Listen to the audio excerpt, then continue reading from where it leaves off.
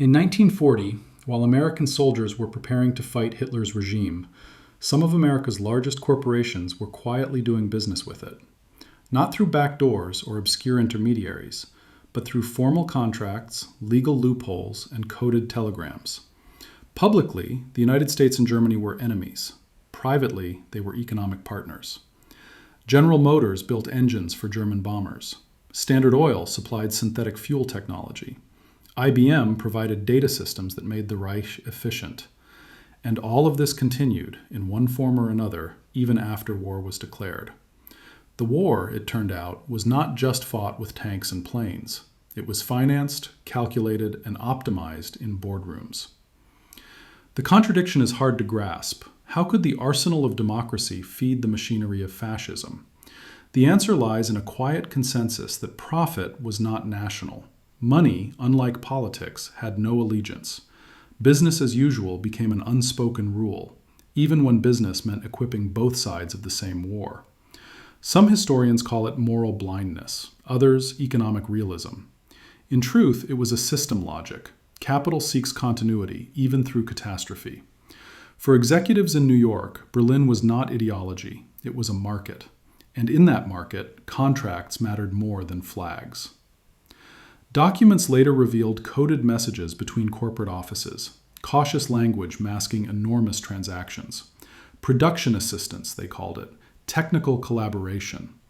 Behind these phrases hid the flow of patents, fuel additives, and industrial designs that kept the German war machine running when British blockades tightened. And now imagine, while American newspapers printed headlines about Nazi aggression, oil from American refineries was powering Luftwaffe aircraft. Every drop of fuel was an equation of loyalty versus profit, and profit kept winning. The most disturbing part? It was legal. U.S. law allowed subsidiaries abroad to operate under local conditions. So when General Motors' Opel division manufactured vehicles for the Wehrmacht, it did so not as an act of treason, but as an act of commerce. The coincidence is too precise to be accidental.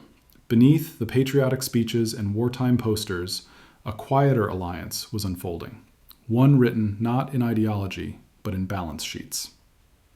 War created chaos, and chaos created opportunity. For some, the greatest fortune was not in victory, but in supplying both sides until victory was decided. To understand how this alliance became possible, we have to return to the late 1920s, the years when Germany was still suffocating under the weight of Versailles, and Wall Street was at its golden peak. After World War I, the German economy was paralyzed by reparations. Inflation turned savings into ash. The mark collapsed, and confidence with it. But where Europe saw ruin, American bankers saw potential, an entire industrial nation desperate for credit. That opportunity arrived in 1924 with the Dawes Plan. On paper, it was a rescue.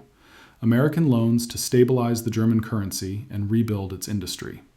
In practice, it was a quiet buy-in. Over the next decade, U.S. capital poured into Germany through banks like J.P. Morgan, Dillon Read, and Chase National. By 1929, almost 70% of foreign investment in Germany came from the United States. Factories reopened, unemployment dropped, German steel, chemicals, and automobiles began to rise again. And with every ton of steel and barrel of oil, dependence deepened. Money flowed across the Atlantic like an invisible bridge, a bridge that would later carry far more than loans. At the same time, the great American industrial trusts were expanding globally. Standard Oil of New Jersey, General Motors, IBM, Ford, each operated through subsidiaries in Europe. Their engineers exchanged patents, technologies, and management methods. They spoke a common language, efficiency. Politics was a noise in the background.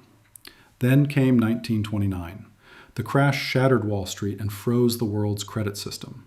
But in Germany, the shock was catastrophic. Factories shut down. Unemployment reached 6 million.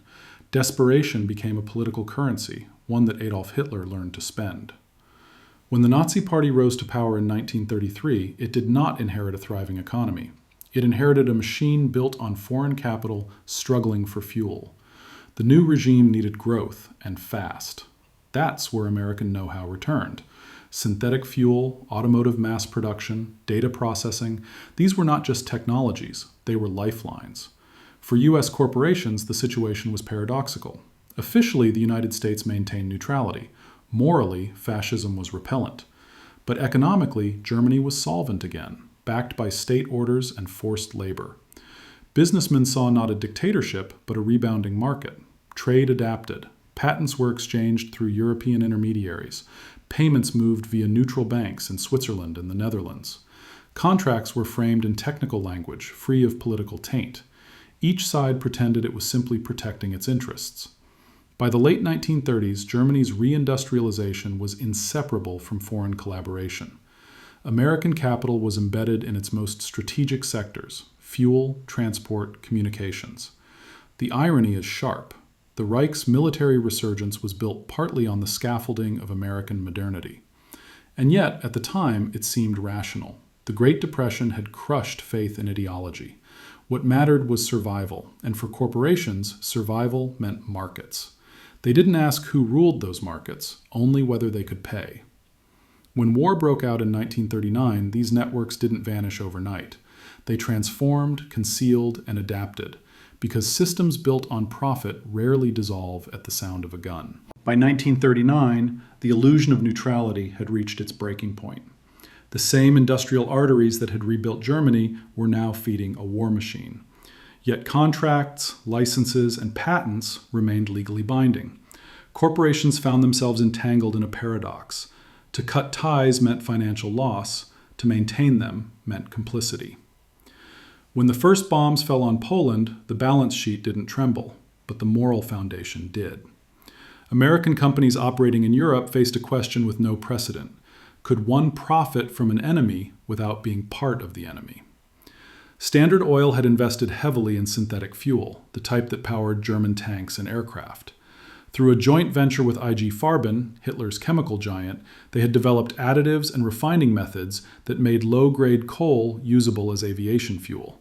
The Reich couldn't wage mechanized war without it. That same technology was patented in the United States, protected by law, and traded through intermediaries even as Europe burned. General Motors' Opel subsidiary built trucks for the Wehrmacht, its factories humming under Nazi flags. IBM, through its German branch De Homag, leased tabulating machines to government offices, machines that processed census data, supply logistics, and railway schedules. Each punch card carried not ideology, but efficiency. What does that mean in practice? It means that when Germany invaded France in 1940, some of its vehicles bore engines designed in Detroit. Its Air Force flew with American fuel chemistry.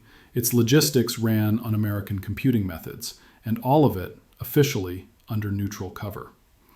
The mechanism was subtle. Companies claimed lack of control over their subsidiaries. Contracts were frozen, but not canceled. Dividends continued through neutral banks in Lisbon or Zurich. In some cases, materials were shipped under third-party labels, Dutch, Swedish, or Spanish. War, as one executive later admitted, was a supply chain problem, not a moral one. But the U.S. government began to notice. When war reached the Atlantic, the Department of Justice opened quiet investigations into corporate dealings. Reports surfaced of fuel shortages in the Allied Air Force, while Standard Oil patents prevented alternative production. In 1942, the U.S. Navy confronted the company directly. Its patent agreements with IG Farben were blocking access to synthetic rubber, vital for tires and aircraft parts. And here the contradiction became fatal. The arsenal of democracy was shackled by its own business contracts. America could not fully mobilize without first breaking its alliances with the same corporations that had built its industrial power. The logic of profit had crossed into the realm of strategy, and strategy was losing.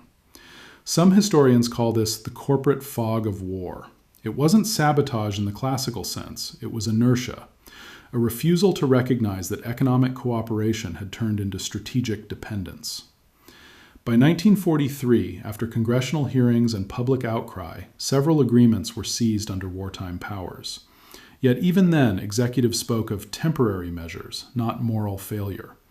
They believed that once peace returned, the market and their profits would too. And they were right. Many of these relationships quietly resumed after the war, rebranded as reconstruction efforts. What looked like an interruption was, in fact, a pause. The system had revealed its flaw. When money and morality collide, one of them always retreats. To grasp how this transatlantic cooperation functioned in practice, we have to look beyond ideology, into the machinery of finance, law, and patents. War was the visible surface. The real engine lay in accounting rooms, correspondence ledgers, and coded legal clauses. At its core, the system relied on ownership fragmentation. American corporations didn't directly work for the Reich. They owned stakes in subsidiaries registered under German law. These subsidiaries, Opel for General Motors, De Homag for IBM, and various branches of Standard Oil and Ford, were technically German companies. They paid German taxes, employed German workers, and followed German regulations. When the Nazi government demanded production for the war effort, local management complied. Headquarters in the United States simply claimed lack of operational control. This legal firewall was brilliant and deliberate. It allowed executives in New York to say truthfully that they did not issue orders to Berlin while still benefiting from profits earned there.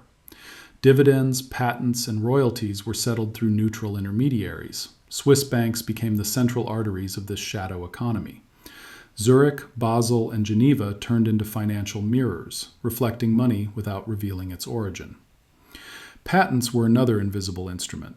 The Standard Oil IG Farben cartel agreement of 1929 had divided global markets for fuel and chemicals. Each side held exclusive rights to crucial technologies, catalysts, hydrogenation methods, synthetic rubber formulas. During the war, these rights functioned as silent weapons. The Allies needed synthetic rubber. The patents were locked in German hands but co-owned by Americans. Without them, production stalled. IBM's system worked differently. De Homag leased machines rather than selling them, ensuring continuous dependency. When Germany occupied new territories, tabulators followed the army. Each machine required IBM punch cards printed with precise configurations. Only the parent company in New York could authorize their production. Officially, deliveries stopped in 1941. Unofficially, they continued through Switzerland under civilian codes. And now imagine the absurdity. While Allied troops were dying in North Africa, shipments of IBM cards were crossing neutral borders under invoices labeled statistical materials. Bureaucracy itself had become complicit. Insurance firms joined the circle. American companies like AIG and Prudential maintained policies in occupied territories, insuring factories that produced for the Reich. Claims were processed through neutral affiliates. War, for them, was a line item, a temporary disturbance in premium flow. Behind these structures stood an army of lawyers. They drafted the language of ambiguity, phrases like temporary compliance with host regulations or continuity of operations under duress. Each word was a shield against future accusation. The system did not rely on secrecy alone, it relied on deniability. Money moved with surgical precision. German profits were converted into Swiss francs, transferred to accounts in Lisbon, then reinvested into American securities through proxies. The loop was complete. Resources extracted from occupied Europe indirectly financed post-war expansion in the United States. This was not conspiracy. It was design, a self-correcting network that adapted faster than any government sanction. Capital, like water, always found a way around the dam. The real insight lies here. Globalization did not begin after the war. It survived through it. The structures we call post-war capitalism were born in the laboratories of wartime necessity. And once built, they never disappeared. When the war ended, the battlefields were quiet, but the balance sheets were loud. Germany lay in ruins, its factories burned, its currency worthless. Yet the corporate ties, the legal threads spun before and during the war, were still intact. American firms returned to Europe not as strangers, but as former partners reclaiming assets. Opel once again became a profitable unit of General Motors. IBM repossessed its equipment and data centers. Standard Oil re-entered the chemical sector through British and Dutch intermediaries. The same industrial arteries that had supplied the Reich were repurposed for reconstruction. Only the direction of profit changed. The moral questions dissolved in the noise of rebuilding. The Nuremberg trials judged people. generals, ministers, bureaucrats, but not structures. The economic mechanisms that sustained the war were deemed too technical to prosecute. Some executives testified as witnesses, not defendants. Their expertise was needed for the new order. IG Farben, the chemical empire that partnered with Standard Oil, was formally dismantled. Yet its fragments, BASF, Bayer, Höchst, rose again, soon to become pillars of post-war European industry. The transfer of patents resumed. Within 5 years, the same chemical formulas were generating profit under new labels. War had shifted from destruction to reconstruction, but the logic remained. Supply, efficiency, growth. The same factories that built tanks now built tractors. The same management techniques optimized rationing, then production, then marketing. The world had changed, but the operating code was the same. And now imagine the irony. While Europe mourned its dead, Wall Street celebrated the Marshall Plan. Billions in U.S. aid flooded into Western Europe, much of it spent purchasing American machinery and technology. In effect, American corporations were paid twice, once during the war, indirectly through subsidiaries, and again after the war, directly through reconstruction contracts. For the survivors of occupied countries, this was invisible. They saw only the slogans of recovery, productivity, cooperation, progress. Few knew that behind those words stood the same companies that had negotiated with the Reich barely a decade earlier. The consequences went beyond profit. The relationship between government and industry changed forever. Washington learned that private enterprise could serve national strategy, if guided correctly. Corporations learned that governments forgive quickly when power is useful. It was an unspoken truce. Politics governs narratives, business governs continuity. In the archives of the U.S. State Department, post-war memoranda speak of economic stabilization through corporate integration. It sounds dry, but beneath that phrase hides a philosophy that peace is best maintained when the same interests profit from both war and its recovery. What started as moral ambiguity became structural inevitability. The borders between state, market, and morality blurred into a single field of management. By the early 1950s, few remembered the secret deals. The narrative had shifted to victory, democracy, and growth. Yet every financial report, every reissued patent, every newly rebuilt factory whispered the same conclusion. The war had never truly ended for business. It had only changed phase. At first glance, that story seems distant, a relic of another century when telegraphs carried secrets and ships carried oil. But look closer. The architecture of that old system never vanished. It evolved, merged, and disguised itself as something new, globalization. After 1945, the Cold War turned ideology into a mask for commerce. The same companies that once traded with the Reich now supplied both NATO and the Soviet bloc through intermediaries. Grain, technology, oil, everything could be routed through a neutral port. Profit moved faster than politics, and politics adapted to its speed. In the 1970s, it happened again. Multinationals traded with dictatorships in Latin America, Asia, and the Middle East. Regimes condemned publicly, financed privately. Strategic partnerships, they were called. The pattern was identical: official opposition, covert cooperation, shared dependence. Then came the 1990s, the new globalization. The language changed: integration, efficiency, supply chain. But the logic did not. Corporations no longer needed secret agreements. Legality itself became the disguise. Patents, trade deals, offshore banking, the modern equivalents of those pre-war subsidiaries. The moral firewall was rebuilt, only now it had Wi-Fi and lawyers fluent in every jurisdiction. And now imagine this: a smartphone assembled in China with components designed in the US, rare metals mined in Africa, and algorithms refined in Europe. Every link depends on political regimes that are, at times, in open conflict. Yet production never stops. Why? Because the system rewards continuity over conscience. During the 2010s, investigations revealed Western banks laundering funds for sanctioned states, technology firms selling surveillance tools to authoritarian regimes, energy companies signing quiet deals in countries under embargo. Officially, everyone followed the rules. In practice, the rules were written to be followed selectively. Some historians call this the permanent twilight of ethics. It's not corruption in the old sense, it's optimization. Decisions are no longer moral or immoral, they're cost-effective.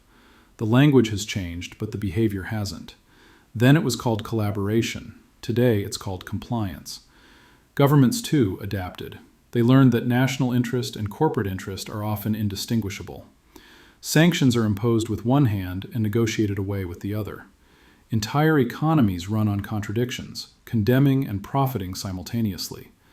When Russia invaded Ukraine in 2022, Western corporations faced a familiar dilemma: withdraw and lose billions, or stay and lose reputation. The decision was not moral, but mathematical. In many cases, the calculus resembled 1939 more than anyone dared to admit. Climate policy follows the same logic. Oil companies pledge net zero while expanding production. Banks sponsor green conferences while financing coal. The system produces moral language as a lubricant, smooth enough to keep the machine running. History didn't change, only the labels did. The secret deal between corporations and power never really ended, it simply shifted platforms. Today it's encrypted in trade data, hidden in shell companies, or written into international treaties. What was once a telegram between boardrooms is now a conference call between continents. And so the circle closes. The same principles that linked Wall Street to Berlin now link Silicon Valley to authoritarian capitals worldwide. Technology without borders, profit without allegiance, ethics without enforcement. The mechanism of wartime cooperation became the blueprint for global capitalism. The story you've just followed isn't really about the past. It's about the structure that survived it. A structure that learned to disguise power as progress and profit as peace. When American corporations signed quiet deals with Nazi Germany, they weren't just chasing money. They were testing the limits of morality inside a market. And the market won. After the war, that lesson was never forgotten. It became the DNA of modern economics, the idea that anything can be justified if it's efficient enough. Somewhere between 1933 and today, ethics became a variable, not a constant.